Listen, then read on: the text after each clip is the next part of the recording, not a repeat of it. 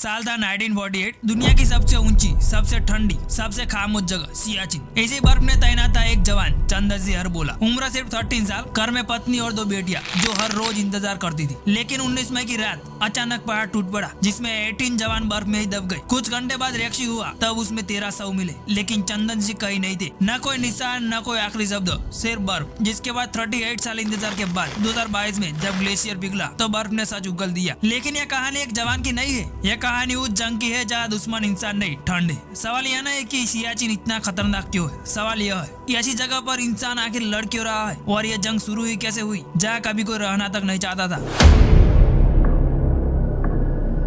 इस कहानी की शुरुआत होती है 1947 से। भारत और पाकिस्तान का बंटवारा। 1949 में कराची एग्रीमेंट हुआ और कश्मीर में लाइन ऑफ कंट्रोल तय हुई। लेकिन एक जगह पर नक्शा अचानक रुक गया, NJ 9842। उसके आगे सिर्फ एक ही लाइन लिखी गई, नॉर्थवर्ड टू द ग्लेशियर, यानी उस इलाके की सीमा कभी स्पष्ट नहीं की गई। 1972 में शिमला एग्रीमेंट आया, फिर भी सियाचिन का कोई साफ फैसला नहीं हुआ। क्यों? क्योंकि तब हर कोई सोचता था ये इलाका रहने लायक नहीं है, यहाँ कोई जंग नहीं करेगा। यह वही सबसे बड़ी भूल थी जो बाद में सियाचिन को एक युद्ध एरिया बना गई। सियाचिन ग्लेशियर लगभग 76 किलोमीटर लंबा है, ऊंचाई 18,000 से 23,000 फीट, तापमान कभी कभी 55 डिग्री सेल्सियस तक। यहाँ खतरे हर कदम पर है, ठंड से शरीर जम जाना, अचानक टूटकर गिरते बर्फ की दीवारें, ऑक्सीजन की जानलेवा कमी और बर्फ में छिपी गहरी दरारें। यहाँ गोली चलाना आसान नहीं, पहले खुद जिंदा रहना पड़ता है। लेकिन 1970 के दशक में पाकिस्तान ने धीरे धीरे सियाचिन में कवरेड एक्सपीडिशन शुरू कर दी। कुछ विदेशी मैप्स में सियाचिन को पाकिस्तान का दिखाया जाने लगा, और यही वो समय था जब भारत ने यह महसूस किया अगर पाकिस्तान पहले पहुंच गया तो भारत के लिए सियाचिन वापस लाना लगभग नामुमकिन हो जाएगा। यहाँ पहले पहुंचने का मतलब सिर्फ जमीन नहीं,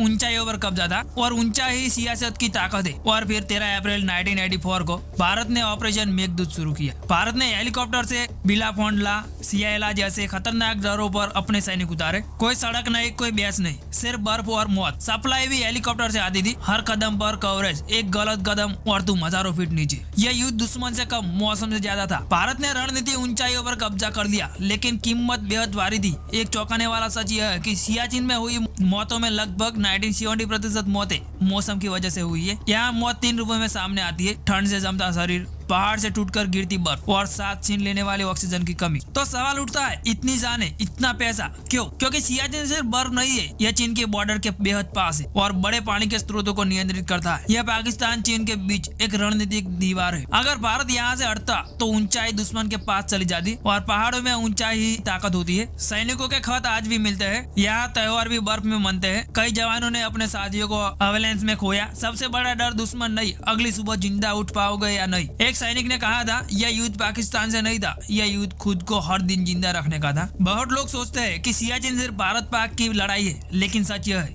यह इंसान और प्रकृति की लड़ाई है। आज क्लाइमेट चेंज के कारण ग्लेशियर पिघल रहा है। नासा और वैज्ञानिक स्टडीज के अनुसार सियाचिन धीरे धीरे रिट्रेट कर रहा है, यानी जंग खत्म भी हो जाए तो प्रकृति अपना फैसला खुद सुनाएगी। सियाचिन किसी बॉर्डर की लड़ाई नहीं थी, यह लड़ाई थी इंसान के बॉर्डर और हौसले के बीच, जहाँ हर दिन जिंदा रहना अपने आप में एक जीत थी। और शायद यही वजह है कि सियाचिन को कभी जीत या हार नहीं कहा जा सकता, क्योंकि कुछ युद्ध नक्शों पर नहीं, इतिहास की आत्माओं पर लड़ जाते हैं। और आखिरी बात, हमारी आजादी और सुरक्षा की असली कीमत उन जवानों की हिम्मत और बलिदान से बनती है, जिन्हें हम कभी भूल नहीं सकते।